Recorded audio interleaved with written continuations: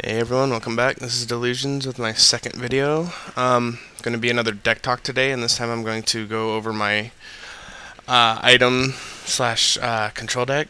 This is probably my second favorite deck behind my tokens, because this one's probably a little bit more competitive, and it's got a little bit more synergy between how the cards play with each other. So it's a little bit more intricate, a little bit more fun to play. So we'll go ahead and just dive right in.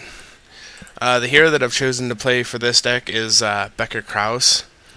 The reason is because his first ability is probably the one I use the most, and that's for 3 mana you can deal X damage to target creature opponent controls, where X is equal to the number of items you control. I mean, late game it's usually pretty good because I'll have 3 items in my item zone unless my opponent decides to destroy them as the game goes on. So his level 2 ability really isn't all that good for my deck because I only usually swing with him once, so Valor's kind of worthless. His third ability is increases attack power and then activate him for 2 mana. I'm really waiting to get him to level 5 because then he gets, for 7 mana, I give him 2 attack power in Valor, which is actually would prove to be pretty good because I can clear something and then swing with my weapons the second time through, usually for their hero. At the level 1 slot, I run 4 Messenger of Richards. He's a 1/1, and when he comes into play, I turn a creature from level 4 to level 2.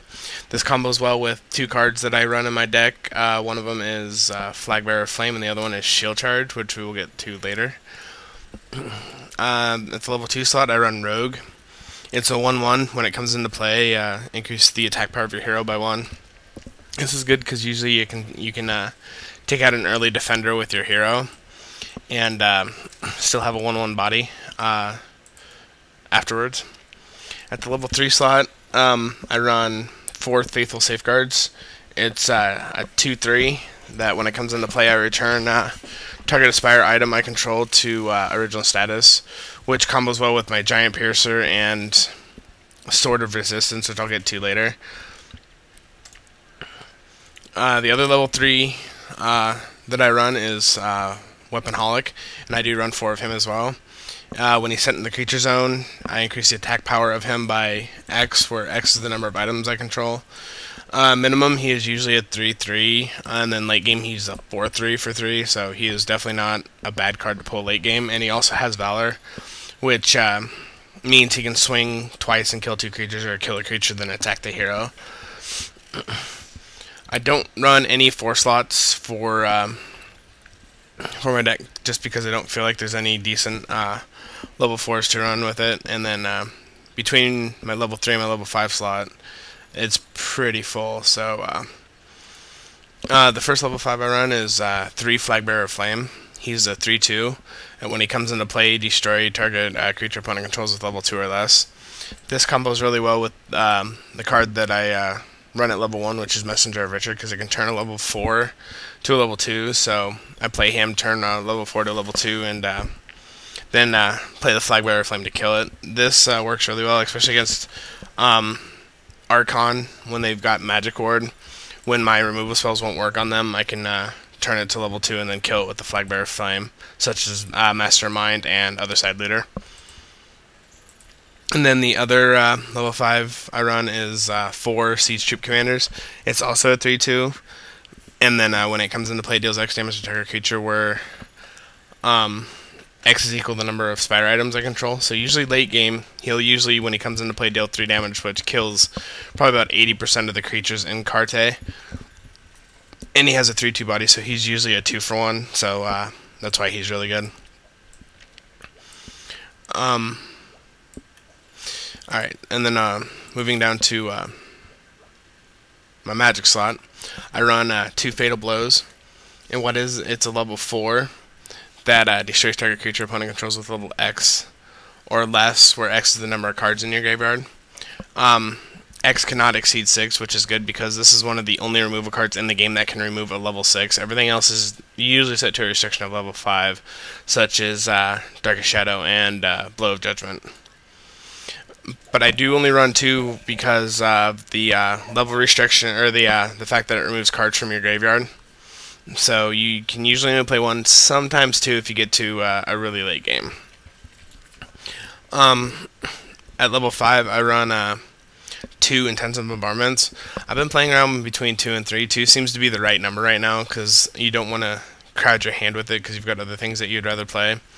But it just flat out destroys target creature opponent controls with level 5 or less. So it's just a straight up 1-for-1 when if they play something that has a lot of health that my siege troop commanders can't kill, this will just take it out of the picture permanently. And then getting into my burst, magic burst, is repair. It turns target item I control to original status and I draw a card. This will combo well with the 2 weapons that I have that I'll get to earlier. It does the same thing as Faithful Safeguard, except it only costs 1. So kind of the key to the deck is returning my items back to original status so I can get full use out of them again. And then at level 2 I run Shield Charge and I run 4 of them. It just destroys target creature opponent controls with level 2 or less. This combos well with my level 1 creature, which will turn anything with level 4 to level 2. And that's good because then I can just turn it, turn like a level 4 to a level 2, and then just Shield Charge it out and just straight out kill it. Alright, getting to my items, I use Sword of Resistance. It's one of the only 1 casting cost weapons in the game, if not the only one. And for 0, you can increase the attack power of your hero by 1 until end of turn, and then you decrease the attack power bonus of it. But that's where the Faithful Safeguards and the repairs come in, is it'll return it to original status, which gives you another use out of it for free. So you can also increase your attack power again by 1. So it's really good because you can get multiple uses out of it. Plus, being only one mana fuels the weapon holics and the siege troop commanders later on for pretty cheap. The other